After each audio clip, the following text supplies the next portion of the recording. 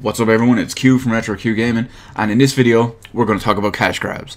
Now it's not me doing a cash grab, it's Sony and Naughty Dog. So how are they doing that? Well anyway, Sony and Naughty Dog are going to put up The Last of Us Left Behind, which is the only single player story based DLC for The Last of Us. They're going to put it up as an individual standalone product download. So what does that mean? Well, if you, as it stands currently, you have to either own The Last of Us on PS3 and then download the DLC version of Left Behind, or you need to buy the Game of the Year edition, which comes with it, or you buy the PS4 remaster, which comes with it as well. So basically, you have to either buy it, as it stands now, you have to buy an edition that either includes it with it, or you have to own the previous game, well not the previous game, but the main game, to be able to play the Last of Us Left Behind story-based DLC. So now this is coming out with its own individual standalone thing, so you don't need the main game to play it anymore. If you do decide to go ahead and buy this, it's going to release on PS3 and PS4 on May 12th for £8 or €10, depending on where you live. And here's what Naughty Dog community chief Aaron Meyer, I'm not sure how to pronounce it, but here's what he said. He had to say on a blog post on the PlayStation blog. If you haven't had a chance yet to check out The Last of Us, this is a nicely priced gateway to checking out the world and characters so many people and critics loved. While part of the story of Left Behind takes place during the main narrative arc of The Last of Us, I think some of the best and most touching moments of any game in recent memory occur during the prequel segments as we follow Ellie and Riley as they sneak out of boarding school to visit an abandoned mall, getting one final chance to enjoy their friendship before Riley leaves to join the Fireflies. It also includes in the standalone version a 2-hour trial of the Factions multiplayer mode, which is the competitive multiplayer mode in The Last of Us. Excuse me. So that's the main official word on the whole thing anyway. Now we'll get on to my thoughts on why it's actually a cash grab. The Last of Us released in 2013 on PS3 to massive critical acclaim.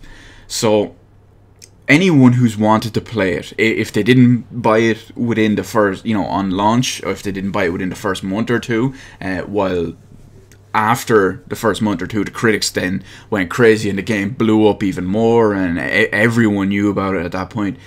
If they haven't tried it within the first couple of months after all of that, or maybe they were waiting on the DLC, which came out a couple of months later. Actually, I think it came out almost a year later. If I remember, it came out in, I think it was January or February for some reason. I'm thinking that date. But maybe they were waiting for the Game of the Year edition for PS3, which did come out, and that one had all the DLC, or at least the story-based DLC. I don't know about the multiplayer one, but it had Left Behind included in there, so people had a handy way of buying the game and the DLC together. And then of course there's the PS4 version, the remaster, which also comes with the main game and the Left Behind DLC. So technically on PS4 as it stands at the moment, because this DLC doesn't release till May 12th. So as it stands at the moment on PS4, there's no way to buy the base game or the DLC separately. So if you have it on PS4, this is your only option to buy the actual main game. Now that makes perfect sense. So it's going to be, like I said, it's going to be £8 or €10 when it does release. But because it includes so much the story bit, I mean, even in the PS3 and PS4 versions, you access Left Behind on the main menu, and when you go to put on Left Behind, it actually it says warning, recommended for people who have finished the main story, as there's big spoilers.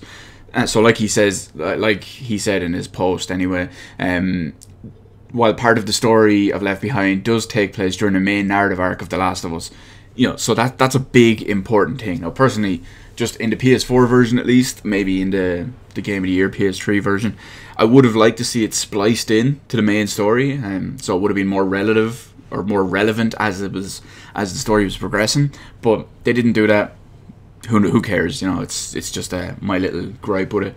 But back to what I was saying anyway. Basically, anyone who has already wanted to play or being curious about The Last of Us has had multiple opportunities to play it by now. There's been great sales on, you know, on Amazon, on your local game store, even on the PSN for some of the DLC and the content in here. I mean, at one point, I think it was at Christmas, The Last of Us Remastered on PS4 here in Ireland anyway, on the PSN, was something like €20 or maybe $22.50 or something like that.